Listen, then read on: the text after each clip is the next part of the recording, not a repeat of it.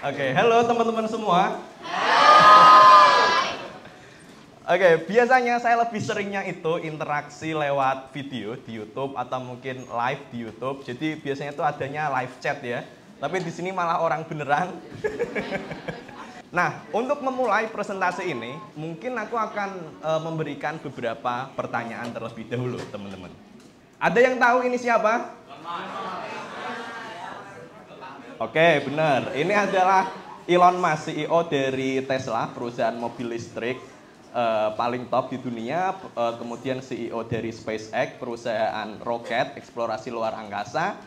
Oke, masih banyak yang tahu. Kemudian, kalau ini, ada yang tahu? Oke, apa itu? Oke, ini adalah Black Panther. Lebih tepatnya adalah King T'Challa, pemimpin dari Wakanda yang memajukan, memakmurkan Wakanda. Tapi real Wakanda ya, bukan yang bercandaan di internet itu. Beda. Next lagi, ini mungkin agak sedikit random. Ini siapa ini? Oke, ini Kim Jong Un, pemimpin diktator dari Korea Utara. Kemudian yang terakhir, mungkin ini banyak orang yang mungkin nggak familiar. Jadi ini adalah Sam Bankman-Fried, pemilik perusahaan kripto yang sangat besar di Amerika. Cuman di sini yang aku tekankan adalah dia melakukan penipuan dengan nilai hingga 30 billion USD atau 500 triliun rupiah. Misal mau beli sebagian Indonesia tuh bisa itu. Nah, kemudian pertanyaannya, apa kesamaan mereka, teman-teman? Manusia, bener. Laki-laki, masuk akal. Pada berotak senku ternyata ya. Oke. Nah, jadi kesamaan antara mereka semua adalah mereka adalah lulusan jurusan fisika. Jadi kesemua orang itu tadi adalah lulusan jurusan fisika. Jadi kalau kalian lulusan jurusan fisika, kalian bisa jadi orang yang bermanfaat seperti Elon Musk, bikin perusahaan mobil listrik paling top. Bisa juga kalian jadi pemimpin amanah seperti Black Panther. Bisa juga jadi pemimpin diktator seperti Kim Jong Un. Atau bahkan jadi penipu ulung 500 triliun. Itu semua memungkinkan dengan fisika. Bahkan jika kalian bercita-cita ingin jadi superhero, jadi Iron Man, Spider-Man, Hulk, Black Panther, itu semuanya mereka lulusan jurusan fisika loh, belajar fisika.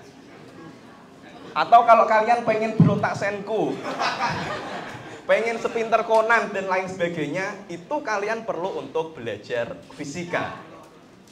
Jadi fisika itu sangat penting memang di sini dan kita akan bahas di presentasi kali ini. Jadi kita akan bahas beberapa hal, kita akan bahas fisika secara umum, terus kita akan bahas sedikit aja manfaat belajar fisika, dan yang terakhir biar sesuai tema ya, ntar dimarahin panitia saya kalau nggak sesuai, nanti fisika di industri 4.0. Oke. Nah, mungkin sedikit perkenalan dulu lagi aja, saya Fajrul. Saya kuliahnya jurusan fisika di Undip, tetangga sini. Kemudian saya lanjut kuliah S2 di fisika Cardiff University.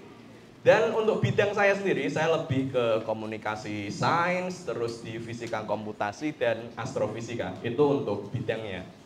Dan mungkin beberapa dari teman-teman, aku juga nggak tahu berapa orang. Beberapa mungkin kenal saya itu dari YouTube, jadi memang saya cukup aktif bikin-bikin video di YouTube. Fajrul FX, bahas anime lah, film, eksperimen, reaction meme, dan lain sebagainya yang kaitannya dengan fisika. Nah, cuman memang aku nggak banyak cerita teman-teman, tapi sebenarnya selain aktif di YouTube itu, sejak tahun 2019 saya aktif bekerja sebagai fisikawan di industri, di perusahaan namanya Ditech Engineering tahun 2019. Jadi kita itu perusahaan untuk bikin mesin. Kemudian saya lanjut kuliah S2, kemudian setelah lulus saya balik lagi ke perusahaan tersebut dan kami bikin kampus universitas namanya Akademi Inovasi Indonesia. Nah, di situ saya juga ngajar jadi dosen, terus juga sekaligus jadi wakil direkturnya. Itu untuk sedikit informasinya.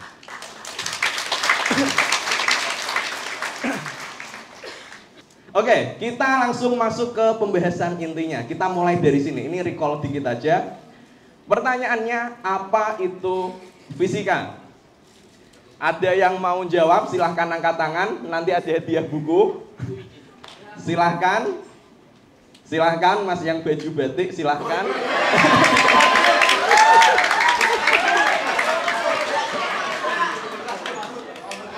Perlu dikasih mic nggak ini panitia? Nggak usah ya, dia nggak usah. Teriak ya. Oke, silahkan jawab. Fisika itu sesuatu yang berhubungan dengan fisik. Oh, oke, boleh. Oke, boleh lah, boleh. Mantap sekali, terima kasih untuk jawabannya. Silahkan panitia dibantu kasih hadiah buku. Oke, masih ada beberapa, jadi nanti kalau aku tanya kalian harus sigap teman-teman. Nah, jadi memang singkatnya fisika benar tadi berhubungan dengan fisik, atau mungkin kalau kita simpelkan lagi, kita buat secara umumnya. Next, jadi fisika adalah ilmu yang mempelajari cara kerja dari alam semesta. Kalau misalkan kita main game, itu kan di dalam gamenya ada kayak mekanik-mekanik tertentunya nih yang mengatur bagaimana game itu bekerja. Nah, alam semesta sama, ada mekanik-mekanik tertentu yang mengatur bagaimana alam semesta ini bekerja. Dan dengan fisika kita ingin mencari tahu mekanik tersembunyinya itu seperti apa. Nah, bentar, agak haus. Misal, kita ambil contoh, ini adalah sebuah botol, teman-teman. Ketika aku lepaskan, maka apa yang akan terjadi? Oke, botolnya akan jatuh. Nah, di fisika, kita berusaha untuk mencari tahu kenapa botolnya jatuh, berapa lama waktu yang dibutuhkan, jaraknya yang ditempuh berapa, dan lain sebagainya. Mungkin terkesannya nggak penting, dan emang nggak penting. Cuman dengan kita mengetahui pola gimana botol ini jatuh, kita mendapatkan suatu prinsip tertentu, yang prinsip ini kemudian bisa diaplikasikan ke berbagai hal yang lainnya. Next. Jadi kalau kita ambil ya urutannya, fenomena, kita rumuskan lalu kita aplikasikan. Nah, pada konteks botol yang jatuh seperti ini, hal yang kelihatannya nggak penting ini, ketika dirumuskan lalu diaplikasikan, maka hal ini nanti bisa akan menjadi sebuah jembatan. Bisa diaplikasikan juga pada proses pembuatan lift. Padahal nggak penting loh botol jatuh ini tadi. Iya kan? Jadi itu adalah pendekatan yang ada di fisika. Next, di sini ada sebuah video. Jadi aku minta teman-teman untuk memperhatikan dan menebak jawabannya. Satu telur ini telur mentah, satunya lagi jangan di-play dulu. Oh iya. Satunya telur mentah, satunya telur mateng. Silahkan kalian tebak, nanti silahkan angkat tangan yang tahu dan bisa menjelaskan yang mana yang telur mentah. Silahkan di-play dan diperhatikan.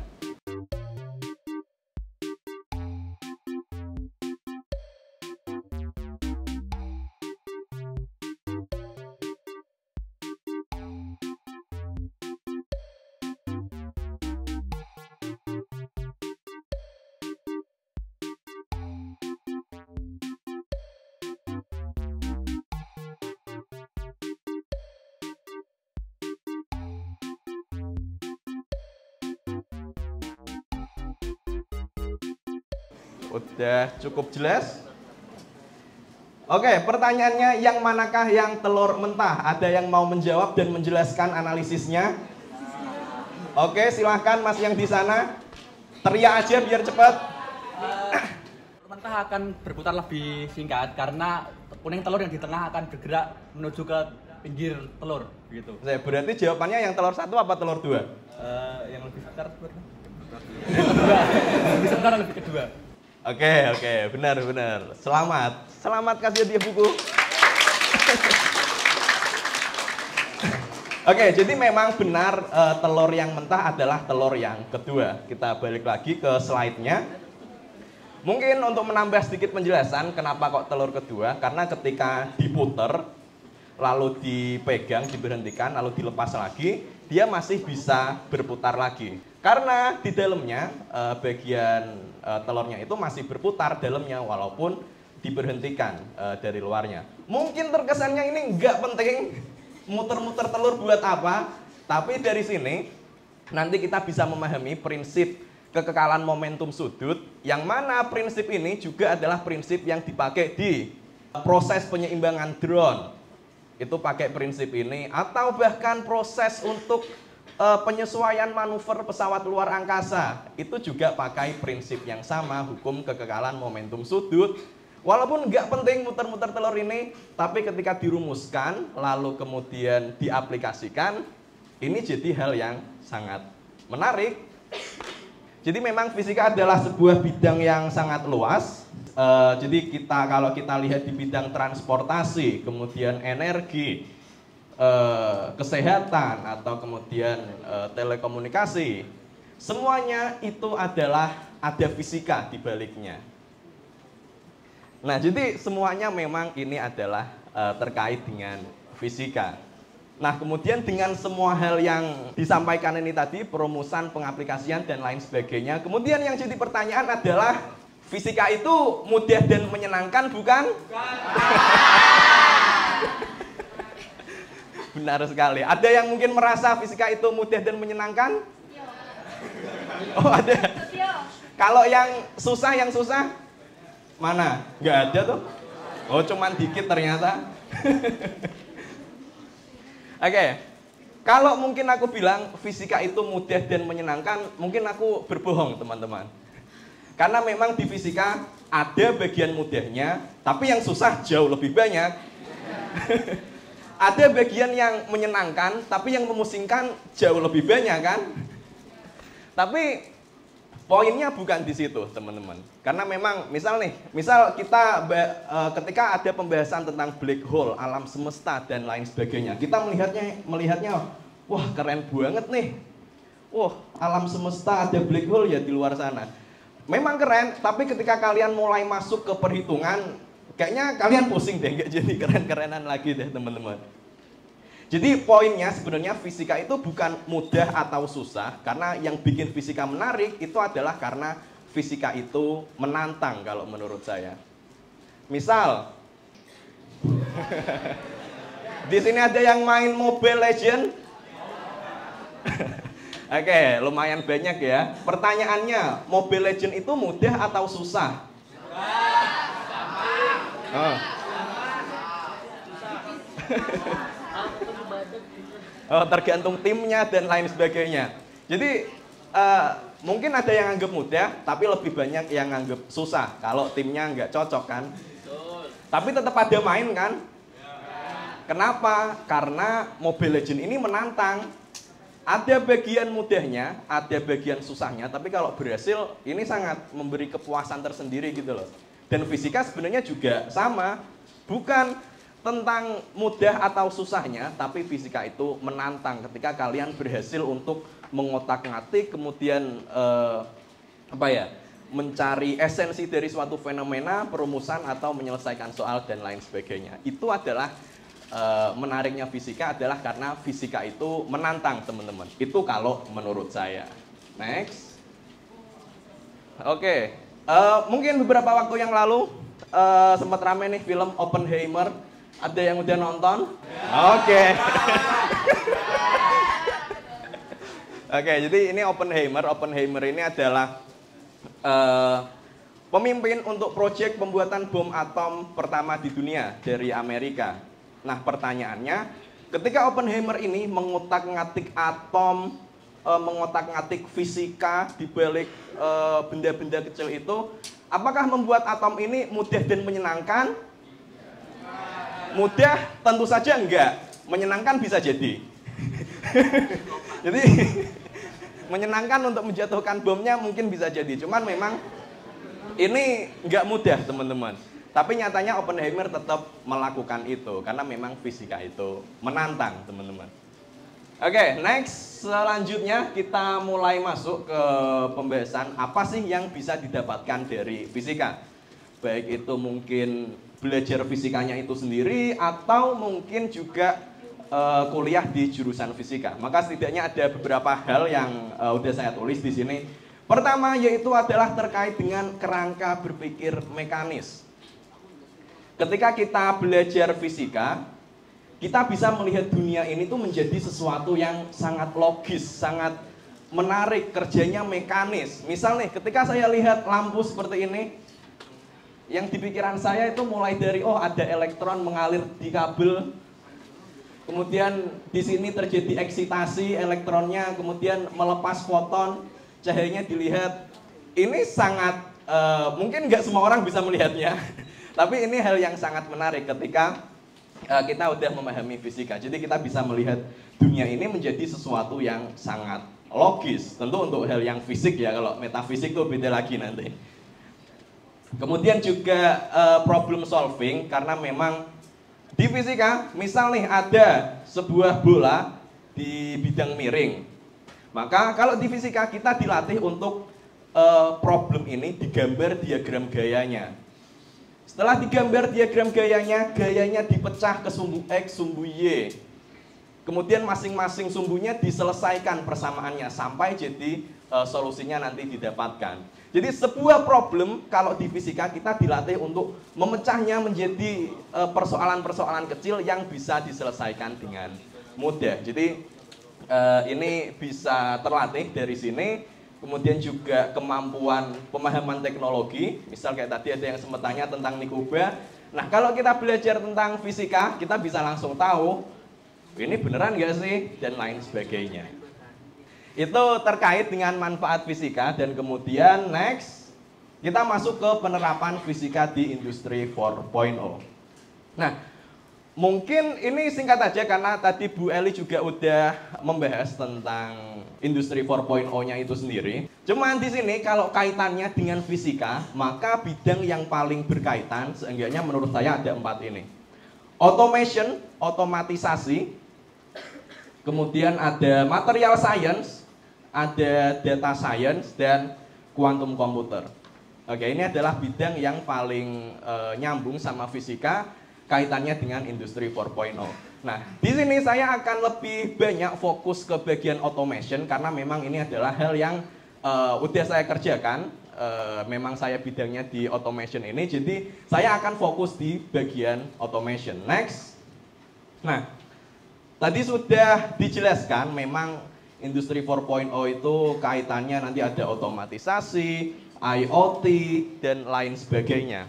Nah, cuman poinnya adalah fondasi dari industri 4.0 itu adalah otomatisasi. Mungkin banyak yang lihat kayak tangan-tangan robot yang di pabrik-pabrik, atau mungkin juga terkait dengan mesin pemotongan otomatis dan lain sebagainya. Cuman memang problemnya di Indonesia kita masih belum memiliki teknologi ini, kasarannya. Kenapa? Karena sebagian besar saking semangatnya. Sebagian besar automation mesin atau precision mesin istilahnya di Indonesia itu adalah produk impor, produk dari Jerman, Cina, Jepang, dan lain sebagainya. Padahal ini adalah fondasi dari industri 4.0. Lah gimana kita mau ke sana? Lah kita belum punya fondasinya kok. Nah makanya inilah kenapa di tahun 2019 ketika saya di Ditek itu, salah satu misi terbesar kami adalah kita pengen bikin automation mesin yang ada di Indonesia. Kita pengen jadi pelopornya. Oke, ini adalah mesin CNC. Mungkin untuk anak fisika mungkin nggak terlalu familiar, tapi kalau kalian anak teknik atau mungkin anak SMK, mungkin familiar dengan mesin milling, mesin bubut. Ini adalah versi otomatisnya untuk memotong-motong benda. Yang dari sini, misal kalian punya suatu ide, bikin suatu produk, maka diwujudkannya, dipotongnya secara presisi itu adalah dengan mesin CNC ini. Mungkin beberapa ada yang mungkin tahu 3D printer mungkin ya. Cuman problemnya 3D printer sekarang ya kebanyakan Lah yang di print itu cuman part-part plastik. Lah kalian naik motor pakai part plastik ya gimana kan? Motor limpah. Itu beda lagi nanti. Itu beda lagi. Nah, tapi memang fondasinya adalah di mesin ini, mesin CNC, mesin untuk memotong logam dengan presisi, makanya namanya precision mesin. Dan ini adalah hal yang saya kerjakan bersama tim di Tech Engineering, saya sebagai fisikawan di industrinya. Next, ini adalah mesinnya, sekarang udah banyaklah mesinnya dan sudah dipakai di berbagai industri, UMKM, kampus juga banyak juga. Cuman intinya adalah yang saya kerjakan di mananya. Ini mungkin nggak kelihatan ya, nggak kelihatan ya. Cuman di sini saya tunjukkan. Jadi di dalam pembuatan mesin CNC ini, automation ini, saya di bagian perhitungan. Misal nih, biar mesinnya kuat, ini nanti perlu pakai motor kekuatannya torsi berapa. Atau misal biar strukturnya stabil, ini ukurannya berapa dan lain sebagainya. Ini semua saya lakukan di sini. Ini adalah beberapa dokumentasinya. Jadi untuk force kalkulatornya, gimana untuk mempertimbangkan hasil gaya dari proses pemakaman,